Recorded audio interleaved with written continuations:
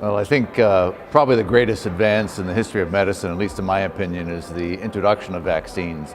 You know, the number of diseases that have been prevented because of vaccination is extraordinary.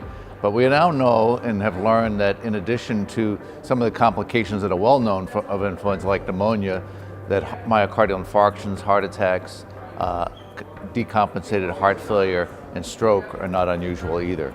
And we now know that the vaccines may help reduce the risk of myocardial infarction. I think, you know, for the healthcare team to really help boost participation in the vaccinations, it's really going to be necessary to identify champions. I also think putting together a multidisciplinary committee that can help advance knowledge and education around these issues is vitally important. There are opportunities through various programs. The American Medical Foundation, American Medical Group Foundation has a wonderful program around, it's a collaborative to heighten, you know, the immunization rates. So tying into organizations like that are very important. And I know that Dr. Green in our presentation, our panel discussion, will go through a whole host of other possibilities that people can implement to heighten the immunization rates.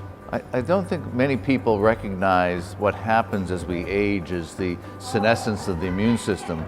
Our body's defenses are less than when we were in our 20s or 30s, and the newer vaccines we now know can actually trigger a more robust immune response. So for older adults, the high density influenza vaccine has been shown to have a more robust clinical response as well as a more robust chemical response in terms of the type of substances that can help us fight infection. So I think it's really important for people to understand that these newer vaccines may have us develop a much more robust immune response.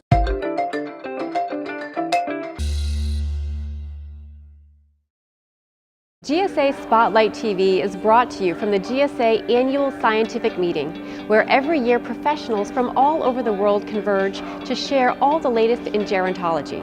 For more, click on some of these great videos right next to me, and don't forget to subscribe.